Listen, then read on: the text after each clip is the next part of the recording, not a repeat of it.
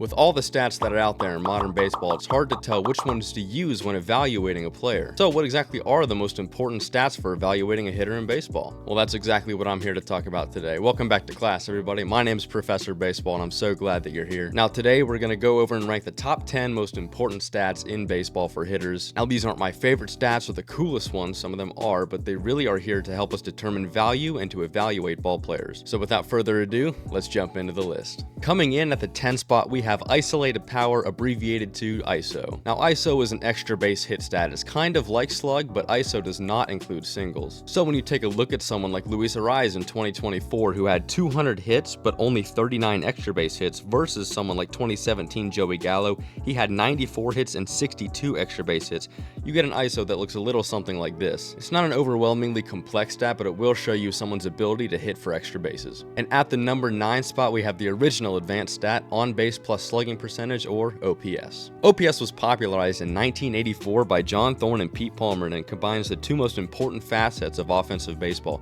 getting on base and getting on base valuably. And it's pretty much a dummy-proof stat. Now, what do I mean by that? It's impossible to really fluke a high OPS without having a good season. Take 1932 Jimmy Fox, for example. He hit 58 home runs, 100 extra base hits, 151 runs, and 169 RBIs. And all of that led to a 1,218 OPS. Slotting in at the 8th spot, we have win probability added. Now, this is kind of the closest thing we have in baseball to a clutch stat. It takes your team's win probability before an event, and then it takes your team's win probability after an event, and then it subtracts the two, and that gets your win probability added. So something like a walk-off home run would be the ultimate win probability added stat, because you just won your team the game. So we can take Joe Carter's, famous walk-off home run in the World Series. We see his win probability before the event. The Blue Jays had a 34% chance winning before his home run, and after they had a 100% chance. So Carter's win probability added for that event was 0.66. And at the number 7 spot, we have runs created. Now, simply put, runs created pretty much just tells you your run value added to your team. But this isn't just runs and RBIs combined. It takes into account every possible outcome of an event, like an at-bat or base running, puts it all into one neat formula, and that's how you get runs created. And as we can see with Harry Heilman's 1923 runs created, his run production was much more than meets the eye. Now, the 6th most important offensive hitter stat is actually two stats: runs created per game and offensive winning percentage. Now, the reason I grouped these two stats together is because they're similar in application, and runs created per game is actually used in the formula for offensive winning percentage. Now, this is a more hypothetical fun stat because it shows what a lineup of 9 of these players would be able to do, their winning percentage and their runs created per game. And for example, a team of 9 Ed Delahanties in 1896 would have won a whopping 84.9% of their games while producing 12.5 runs per game. But it's not only a fun hypothetical, as this stat can very much so be used to compare players head to head. And kicking off our top 5, we have batting average and OPS difference. Now, this is another 2 stat for one spot, but hear me out here. Now, these stats are extremely simple but very effective at answering this one important question: how much better were you than your competition? And this is kind of a question that needs to be asked because league averages vary so much throughout history. We can see that Albert Pujols had a career OPS difference of .173 and an OPS plus of 145,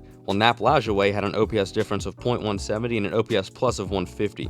Pujols technically had the better pound-for-pound OPS despite having a slightly lower OPS plus. Now, the reason these stats aren't any higher is because you can't find them on Baseball Reference or any other site. You have to calculate them yourselves, but it is very easy to do so, as well as there are other stats that answer this question in a much more effective way. And one of those stats that answers that question in a much more effective way is our number 4 stat, batting runs plus, or RBAT plus. Now, this stat takes the batting runs that are used in the WAR calculation and indexes them to the environment that you played in, and then normalizes it to where 100 is the league average, pretty similar to OPS plus. But the main difference between the two is that RBAT plus uses batting runs that are used for WAR, and OPS plus uses on base and slugging percentage. So if we look at Dan Bruthers, for example, his career RBAT plus is 161, but his career OPS plus is 171. Now, why is that? Well, that's because the gap between Bruthers and his competition's batting runs was slightly smaller than the gap between Bruthers and his competition's OPS. Now, like I said, RBAT plus and OPS plus are very similar, RBAT using the batting runs and OPS plus using OPS. And, well, speaking of OPS plus, the 3rd most important hitter stat, OPS plus. One of the most popular stats, and is even used in casual baseball conversation, and that's for good reason. Now, OPS plus is almost perfect for analyzing your dominance in an area. It takes your on-base and slugging and then compares it to the league's on-base and slugging, and then adjusts it to the parks that you played in and wraps it all up in a neat little normalized stat where 100 is the league average. A simpler way of thinking about it is this: if you take Billy Hamilton in 1898, he had an OPS plus of 162 that year, so one could say that Billy Hamilton was 62% better than his competition in 1898. 78. The runner-up and coming in second place for the most important hitter stat in baseball, reference on base average or advanced on base average. Now, the reason that this stat is actually so important is that, yeah, getting on base is important, sure, but if that were the case, then on base percentage would be here at this spot, not advanced on base average. But fortunately for us, that is not the end of the story, because getting on base valuably is more important than just simply getting on base, and this stat tracks that perfectly. Now, this stat is based on Tom Tango's WOBA, or weighted on base average, which puts a weight on each way that you can get on base, hence why it's perfect for showing how you get on base valuably. But this stat makes some major improvements on Tom Tango's stats, and I'll leave the entire list down in the description. Some of the main ones are eliminating pitcher hitting and not grouping the AL and NL into the same bin. But these changes largely take away biases to pre-1973 and pre-1950 hitters. And a perfect example of that, we can look at Hank Greenberg, who was a pre-1973 player, and look at Frank Thomas, who was a post-1973 player. Now, Frank Thomas actually gets a bump up from WOBA to advanced on base average, while Hank Greenberg actually takes a little bit of a hit when he goes from WOBA to advanced on base average. So the changes from WOBA to advanced on base average are actually very important when it comes to evaluating players from all eras. But yeah, how you get on base matters. I mean, a bloop single versus a home run, those two stats should be counted differently, and that's where advanced on base average comes in. It ensures that those who get on base valuably are boosted up. And the most important hitter stat in all of baseball, coming in at the #1 spot,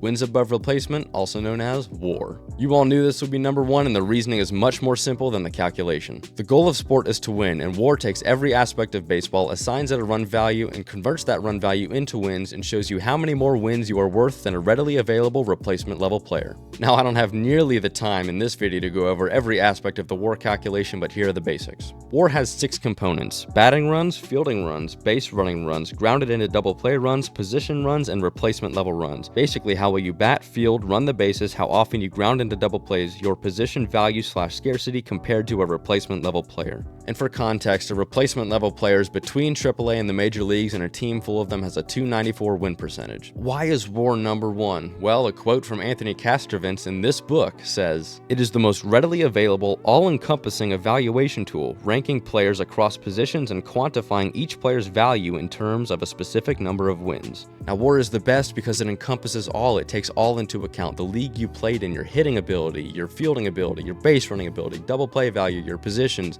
all that compared to a replacement level player, and it wraps it all up in one number that encapsulates your win value, which again is the entire goal of sport. All these other stats focus on one area or a large area, but WAR takes everything you do on a baseball field and encompasses it down to one stat. Alright, and there you have it. There's my list of the 10 most important hitter stats in baseball, but again, that's just my list. It's not the right list. Let me know your list down in the comments below, and if you found this helpful, please leave a like and subscribe. It means the absolute world to me. But as always, thank you guys so much for coming to class. I've been Professor Baseball, you've been great, and I will see you next time.